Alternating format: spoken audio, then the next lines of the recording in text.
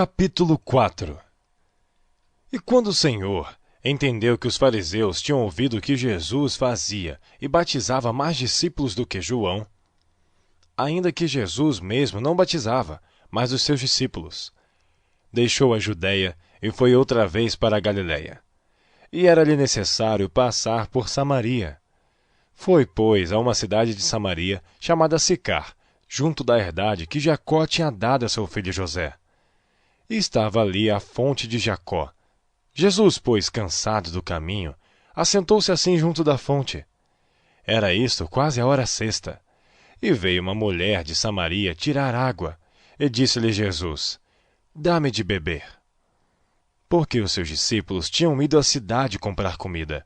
Disse-lhe, pois, a mulher samaritana: Como sendo tu judeu, me pedes de beber a mim, que sou mulher samaritana? Porque os judeus não se comunicam com os samaritanos. Jesus respondeu e disse-lhe: Se tu conheceras o dom de Deus, e quem é que te diz, dá-me de beber, tu lhe pedirias, e ele te daria água viva. Disse-lhe a mulher: Senhor, tu não tens com que atirar e o poço é fundo. Onde, pois, tens a água viva? És tu maior do que nosso pai Jacó, que nos deu o poço, bebendo ele próprio dele, e os seus filhos, e o seu gado? Jesus respondeu e disse-lhe: Qualquer que beber desta água, tornará a ter sede. Mas aquele que beber da água que eu lhe der, nunca terá sede. Porque a água que eu lhe der, se fará nele uma fonte de água que salte para a vida eterna. Disse-lhe a mulher: Senhor, dá-me dessa água, para que não mais tenha sede e não venha aqui tirá-la. Disse-lhe Jesus: Vai, e chama o teu marido, e vem cá. A mulher respondeu e disse: Não tenho marido. Disse-lhe Jesus: Disseste bem, não tenho marido, porque tiveste 5 maridos. E o que agora tens não é teu marido. Isto disseste com verdade. Disse-lhe a mulher: Senhor, vejo que és profeta. Nossos pais adoraram neste monte. E vós dizeis que é em Jerusalém o lugar onde se deve adorar. Disse-lhe Jesus: Mulher, crê-me que a hora vem, em que nem neste monte, nem em Jerusalém adorareis o Pai. Vós adorais o que não sabeis. Nós adoramos o que sabemos, porque a salvação vem dos judeus. Mas a hora vem, e agora é, em que os verdadeiros adoradores adorarão o Pai em espírito e em verdade. Porque o Pai procura tais que assim o adorem. Deus é espírito, e importa que os que o adorem em espírito e em verdade. A mulher disse-lhe: Eu sei que o Messias, que se chama o Cristo, vem. Quando ele vier, nos anunciará tudo. Disse-lhe Jesus: Eu sou, eu que falo contigo. E nisto vieram seus discípulos, e maravilharam-se de que estivesse falando com uma mulher. Todavia nenhum lhe disse: Que perguntas? Por que falas com ela? Deixou, pois, a mulher o seu cântaro, e foi à cidade, e disse àqueles homens: Vinde, vede um homem que me disse tudo quanto tenho feito. Porventura não é este o Cristo? Saíram, pois, daquela cidade e foram ter com ele. E, entretanto, os seus discípulos lhe rogaram, dizendo: Rabi, come.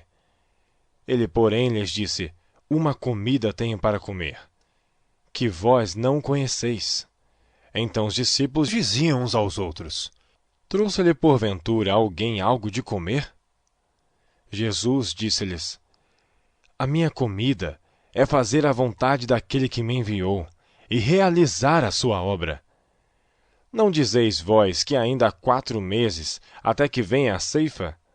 Eis que eu vos digo: levantai os vossos olhos, e vede as terras, que já estão brancas para a ceifa.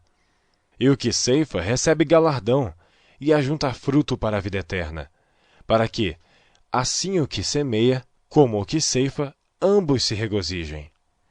Porque nisto é verdadeiro o ditado, que um é o que semeia, e outro o que ceifa. Eu vos enviei a ceifar, onde vós não trabalhastes. Outros trabalharam, e vós entrastes no seu trabalho. E muitos samaritanos daquela cidade creram nele, pela palavra da mulher que testificou: disse-me tudo quanto tenho feito. Indo, pois, ter com ele os samaritanos, rogaram-lhe que ficasse com eles, e ficou ali 2 dias. E muitos mais creram nele por causa da sua palavra. E diziam à mulher: já não é pelo teu dito que nós cremos, porque nós mesmos o temos ouvido, e sabemos que este é verdadeiramente o Cristo, o Salvador do mundo. E 2 dias depois, partiu dali e foi para a Galiléia, porque Jesus mesmo testificou que um profeta não tem honra na sua própria pátria. Chegando, pois, a Galiléia, os galileus o receberam, vista todas as coisas que fizera em Jerusalém no dia da festa, porque também eles tinham ido à festa.